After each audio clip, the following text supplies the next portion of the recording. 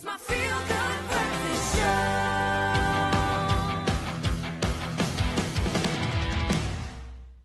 When it comes to your rugby memories, we have no doubt that these special moments, the many from the 2023 Rugby World Cup, will be right up there, certainly for me. So let's take a look at our top 5. Okay, I know we could have 100, but we've honed down on 5, brought to you by the very proud sponsors of TOTALENERGIES, with our special guests this morning, Lorenzo Durries, and then someone, you sent him to France for just a couple of weeks, and he comes back, a dapper gent. Nathan Kokela is here. Nate, so good to have you back on terra firma, back in SA. Welcome back. Bonjour, bonjour, bonjour. Bonjour. We are going to have a long chat about your experiences there, but we thought let's get it from the two gents that have guided us through this World Cup. So thank you for your efforts on that front. Let's start with this particular moment. Maybe this hits a chord with you at home. Curtly Orance's monumental tackle on Rico Aone was a try-saving tackle, undoubtedly, and one that Chesson Colby read very well as well. Take us through this wing support for these two speedsters and how it impacted the game. So I think our back three kind of operated as a hunting pack, but our wings were everywhere. Yeah, no, I was not expecting both of them to cross cover like that. But what I love is that as the one takes out the player, the other one is immediately in position in front, just watching. Do they get that pop pass on the outside? Do they get the pop pass on the inside? I'm there to cover it on both sides at the end of the day. But also, if you look at it, how compact they are close to that line, so that they push the players closer. Baby, well, there's echoes of Makazola Mapimpi getting crunched and then paying that back. I won't mention the player that he did it to, but an incredible role there. Let's move on to the second year, because I want to hear from you, Nathan, because you got to see this kind of stuff very up close and personal. Watching the haka is something that my son and I absolutely love. I think it is just one of those moments that make rugby what it is. What is that intensity like in a stadium when all the energy is focused just on those gentlemen doing this battle dance? Yeah, I think the Springboks and the All Blacks obviously into it after the anthems, and but yeah, it was crazy actually. I was actually at the game, but yeah, what can I say? Is it terrifying to be? Because it just feels like, it's like, oh, they're going to do the haka, and then you see the look in their eyes, and you're like, oh my word, they're ready to go to battle. Yeah. Does it feel like that? I've never been a Bok player, but I mean, I would never know how it feels like just to face the haka. I mean, it was the second haka that they performed. So for me, it was very terrifying. I mean, I remember the Ireland game as well. Yeah, it was very the atmosphere of the crowd was pretty insane. Just another moment to heap praise on Aaron Smith for conducting that as well. I would imagine culturally there's a lot of pressure on your shoulders to elevate, and he did it, man. Yeah, no, definitely, because you're kind of the elder of the team, and it's a cultural experience. And Dan Conter says it best, that the very first time you do it is one that you never forget, but when you do it in a black jersey, it's something that you will remember forever. Yeah, it's a battle cry, and I love it. So much pressure, you talk about that, was on the shoulders of our golden boy, young Andre Pollard, who is still very young, an absolute legend, 100% kicking rate at this year's World Cup, and that was kind of his job.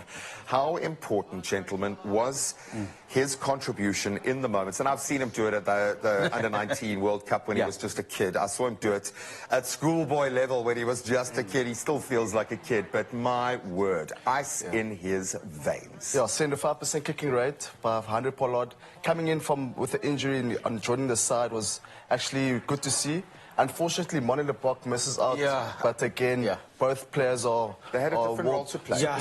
So for me, it was great to have 100 Pollard back and starting all those penalty goals, and at the end of the day, we won the World Cup. So yeah, I mean, we knew that how it was going to be won.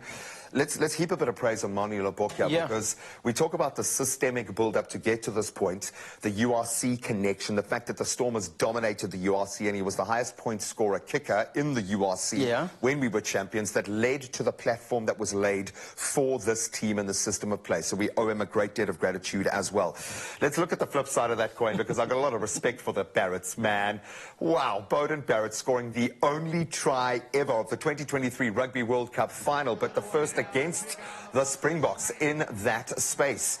This felt like, for me, a terrifying moment of like, okay, I was waiting for them to be a player down because it's kind of been this World Cup's journey.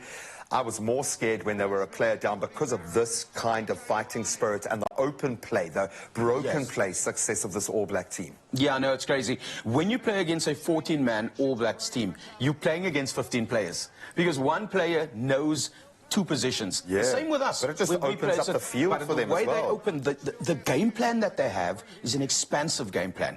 That allows them to play with 14.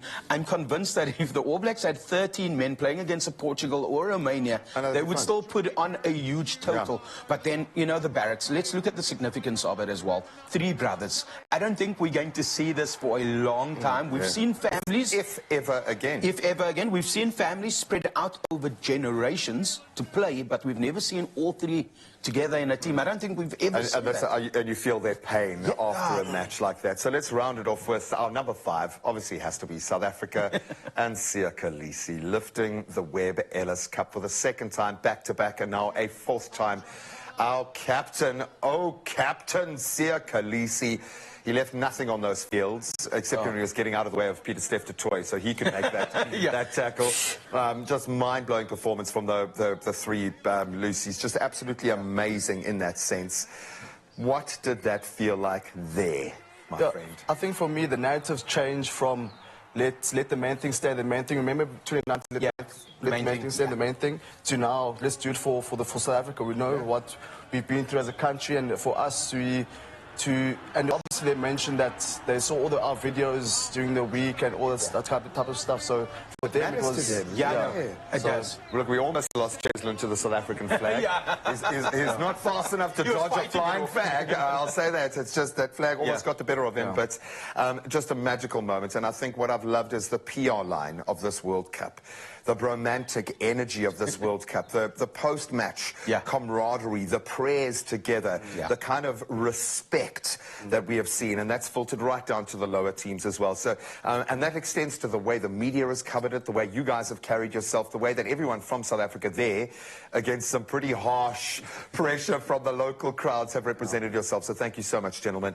We're going to continue chatting about this World Cup, but those were our moments. So hopefully they lived up to your expectations. The World Cup may be over, but TotalEnergies service stations ain't going nowhere. Still there to help you top up on your fuel, which is going down tomorrow. Bright charcoal, firelighters, snacks and drinks, of course, and you can earn your club points along the way and redeem them for actual cash back. Wow, isn't that going to help? That'll help you save on future purchases. Not for the next World Cup, I'm not ready for that yet, but maybe a little bit of cricket. Just like in rugby, it's uniting our energies that helps us move forward.